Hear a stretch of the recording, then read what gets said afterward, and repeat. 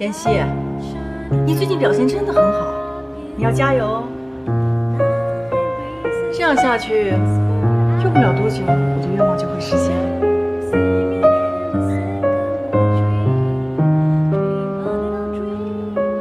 怎么了？你不愿意离开顾家？巴不得你现在就放我走。那最好了，只有顾家人讨厌你，我才能顺顺利利回到顾家。好了，既然出来了，别坐着，跟我出去逛逛街。顾少今天闲情雅致啊，知道约我们哥几个出来玩玩。人家是心情不好，出来散散心。我们是作陪 ，you know。顾少还有心情不好的时候。家事，家事。既然是家事，那就是床头吵架床尾和了。你们说，这女人真是说变就变，怎么这么难搞啊？而且越来越过分。顾少啊，事出常态必有妖啊。要是这种情况，你就要先想想自己有没有什么问题，你是不是做错什么，有没有惹到他？如果都不是，那你就要看他身边有没有什么奇怪的人了。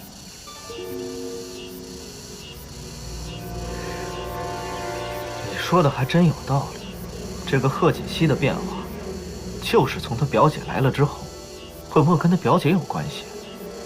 对呀，他那表姐不是对你动过真心思吗？说不定这个事情就跟这件事有关。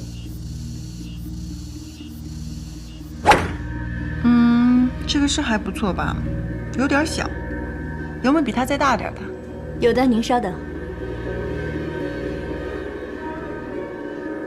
等一下看看。这个我喜欢，就它了。你把这个还有这个都给我包起来。你去买单。这边请。你怎么又买了这么多东西？已经买了这么多了，还要买？我用的是你的钱吗？你可别忘了，顾西辰的钱是给贺锦熙的。别在这站着了，赶紧去买单。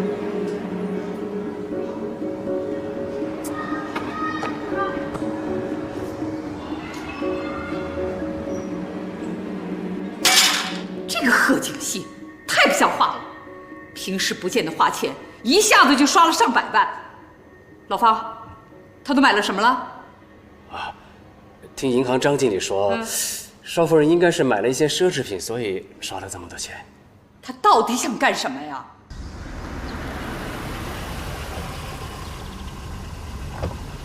少夫人，怎么了，露露？少夫人，我有事情要请教你。有什么事说吧。你说我们平时伺候好好的，你为什么要扣我们工资啊？我什么时候说过要扣你们工资啊？哎，不是那天你亲口对我说的吗？我还劝你不要这么做，你就是不愿意。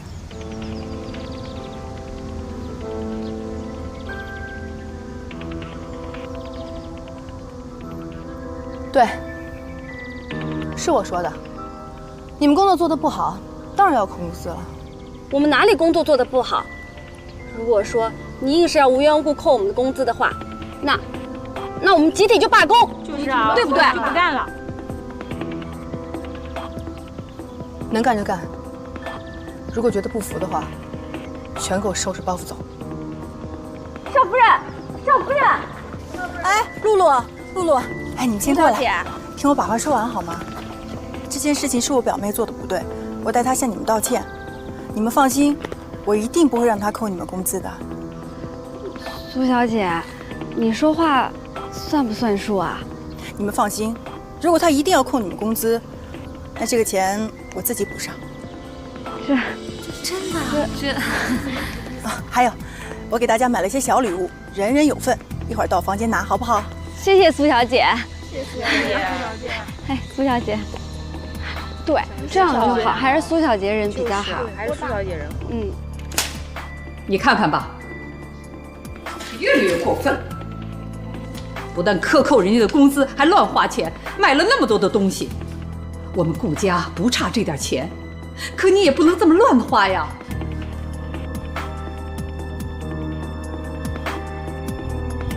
我好心送你礼物，你不要还给我甩脸色，你什么意思？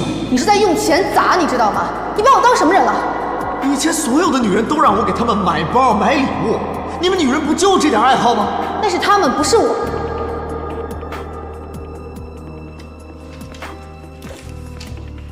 奶奶，您别生气，这件事儿先这么算了，您也别找锦溪，我会找她聊聊的。他都变成这样了，你还护着他呀？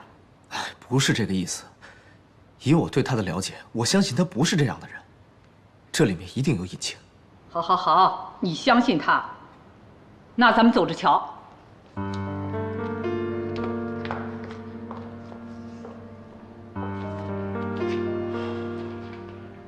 这才是我的生活，才是我应该过的生活。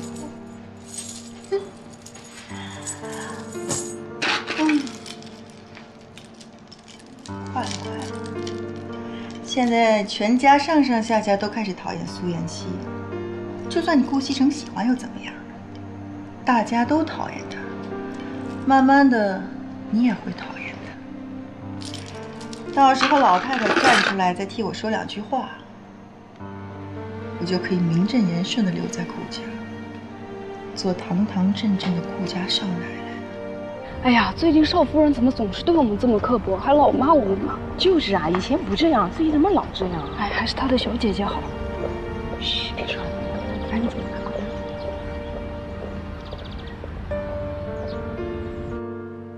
真没想到，事情都摆在他面前了，西城还在为他说话。哎呀，老夫人，少爷应该比我们了解少夫人吧？那既然他这么说了，就应该有他道理，对吧？再说了，这少夫人以前也不是这种人呐。是啊，那就说明他以前呢是装出来的。看看他现在抓住西城了，他就原形毕露了。哎，我还是觉得少夫人不是那种人。你说这要变，她也变得太快了吧？那你的意思是在观察他一段时间啊？看看景熙到底是怎么回事，出了什么问题了？哎，您就该冷静冷静，这件事啊没那么简单。哼，如果贺锦熙他的真实面目真是这样的话，那我不管西城怎么喜欢他，我都会让他们俩离婚的。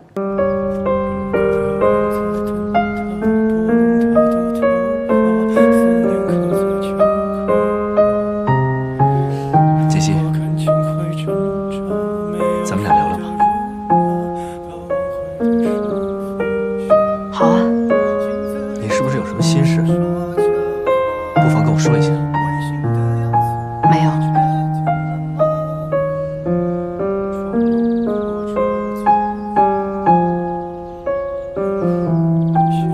真的没有吗？我可是听到很多人说你最近很不正常。真的没有，我本来就是这样。锦溪，咱俩是夫妻，你要是遇到什么事儿，有什么困难，你一定要跟我说，我会帮你解决的。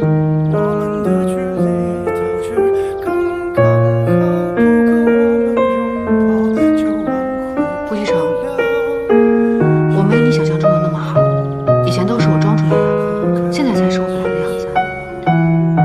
你能接受最好，接受不了离婚吧。何锦熙，你疯了吧？你是不是吃错药了？没事说什么离婚啊？你就当我吃错药好了，反正我就是这样的人，随你怎么想。从今天开始，我再也不会费心去讨好你和老夫人。